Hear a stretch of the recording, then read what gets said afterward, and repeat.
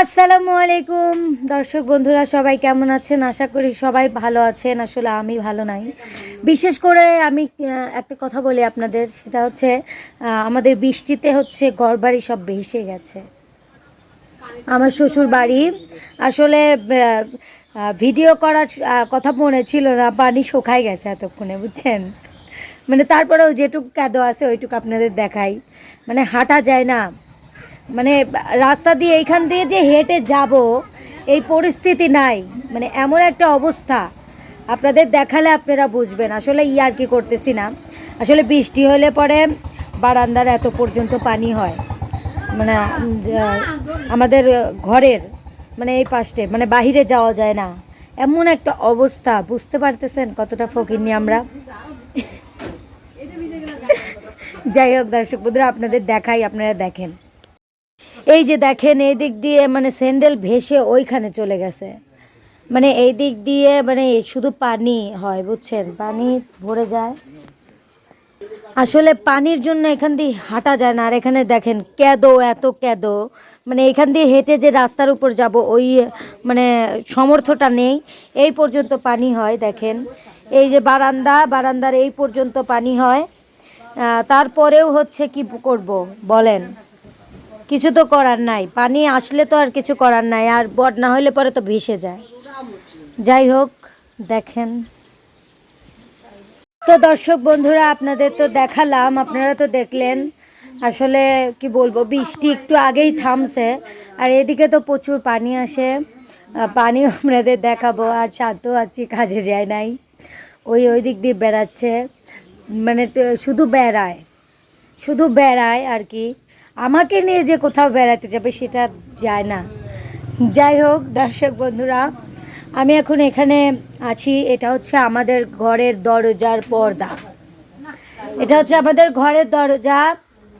দেখেন, এটা হচ্ছে প্রায় 1.5 কোটি টাকা তো হবেই, বুঝতেছেন? আর এই বারান্দার এইখানে মানে পানি আসে যে সুইমিং পুল, আমাদের গোসল করার জন্য আর কোথাও যাইতে হয় না, এখানেই আমরা গোসল করতে পারি। এটাই অনেক। মানে এইখান থেকে পাও ফেলবো কি আমরা গোসল করে বাসায় চলে আসবো, মানে ঘরে চলে আসতে পারবো। এত সুন্দর একটা ব্যবস্থা। এই ব্যবস্থাটা কয়জন বা পায় বলেন? পায় না তো সবাই। এটা হচ্ছে আমার ভাগ্য, অনেক বেশি সুন্দর ভাগ্য আর কি। তো আসলে এইদিকে তো পানি অনেক আসে, এদিকার মানুষের মানে পানির প্রচুর প্রচুর পানির জন্য ভাইরাল এই দিককার মানুষ। কিন্তু আমাদের ওইদিকে সারা জীবনেও মানে আজ 5 বছর ধরে পানি আসে না। আমাদের ওইদিকে পানি একটু আসে না। যাই হোক, তারপরেও আমাদের কোনো আফসোস নাই। আমার শ্বশুর বাড়িতে পানি আসে, এটাই অনেক। আর আমাদের ওইদিকে পানি আসে না, কারণ আমাদের ওইদিকে একটু বেশি, আমাদের ওইদিকে এমনি ভালো বেশি এদিকের থেকে। এটা আলাদা বিষয়, কারণ আমার বাপের বাড়ির এলাকা বেশি ভালো হবে, এটাই স্বাভাবিক। শ্বশুর বাড়ির এলাকা যেমনই হোক তেমনই ঠিক আছে। আর এটা হচ্ছে বিলবোকরা আদর্শ গ্রাম। আদর্শ, এত আদর্শর কারণে থাকা যায় না, এত আদর্শ। যাই হোক, আমরা প্রচুর গর্ভবতী, যে গর্ভ গর্ভবতী না কি না,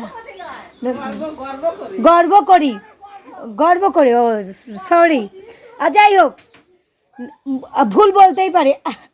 আমার চাচি শাশুড়ি ইতিমধ্যেই মারা গেছে, প্রায় অর্ধেক, মানে স্টক করছে, ওখানে পড়ে আছে। মানে আমার কথা শুনে অর্ধেক মরেই গেছে। মানে মরে না না, জুড়া ধরে মরছে। আমি কি বলবো, বুঝতেছেন আমি কি এমন ফানি কথা বলে ফেলছি যে তারা ওখানে গোড় পাড়তেছে, মানে হাসতেছে, গোড় পাইরে হাসতেছে। তাহলে ভাবেন আমি কতটা হাসির কথা বলছি। আল্লাহ, ছাল পালেক সহকারে মারি ফেলতেছে, বুঝতেছেন? মানে আমি কি হাসিটা তাদের হাসাইছি। নেন হাসেন না, এত হাসার কিছু হয় নাই। বাপ রে বাপ রে বাপ। গর্ভবতী একদিন হতো না, গর্ভবতী একদিন হব না, আজব বিষয়। আমি বলবো যে গর্ব ফিল করি, আসলে সেটা না বলে আমি গর্ভবতী বলে ফেলছি। মানে এটা খারাপ কি না চাচি, এটা খারাপ কিছু না। এটা আসার কি আছে? মনে হলো যে বাবা মানে কি হয়ে গেল, মনে জীবনে তারা গর্ভবতী হয় নাই। যাই হোক, আমার চাচি শাশুড়ি এবং আমার শাশুড়ি ইতিমধ্যেই তারা হাসতে হাসতে তাদের পাটির দাঁত মাত খুলে মুলে গেছে, দাঁত খুলে মানে অলরেডি বারান্দায় পড়ে গেছে। যাই হোক, ওতে আমার কোনো প্রবলেম নাই, কোনো যায় আসে না। আমি এর মাঝেও আপনাদের গান শোনাবো, মানে এইটুক নিয়ে আমি একটা গান শোনাবো। এই যে দেখেন, এই যে পাঁচিল, ওই পাশে বাড়ি আর এই পাশে বাড়ি, এখন এই বাড়ি নিয়ে একটা গান হবে। তোমার বাড়ি আমার বাড়ি মধ্যে ইটের পাঁচিল, ইচ্ছা হইলে আইসো বন্ধু তোমায় ডাকি যদি। তোমার বাড়ি আমার বাড়ি মধ্যে ইটের পাঁচিল, ইচ্ছা হইলে আইসো বন্ধু পাঁচিল ড্যামায়া। কেমন হলো গানটা? আমি জানি গানটা অনেক সুন্দর হয়েছে, কারণ আমার গান সব সময় সুন্দর হয়। দেখছো আবার কি, আমার গান আসলে সুন্দর হয়। যাই হোক দর্শক বন্ধুরা, ঠিকই আছে। যাই হোক দর্শক বন্ধুরা, এখন হচ্ছে বিশেষ কথা হচ্ছে আমাকে কেমন লাগতেছে আমি জানি, আমাকে সুন্দর লাগতেছে। তো আমি তো দেখালাম এখানকার সব পরিস্থিতি, আপনাদের পরিস্থিতিটা তো দেখলেন, আর কিছু দেখাতে চাচ্ছি না। সে পর্যন্ত সবাই ভালো থাকবেন, সুস্থ থাকবেন, আর দোয়া করবেন যাতে এখানে না পানি আসে। সবাই ভালো থাকবেন, সুস্থ থাকবেন। আল্লাহ হাফেজ।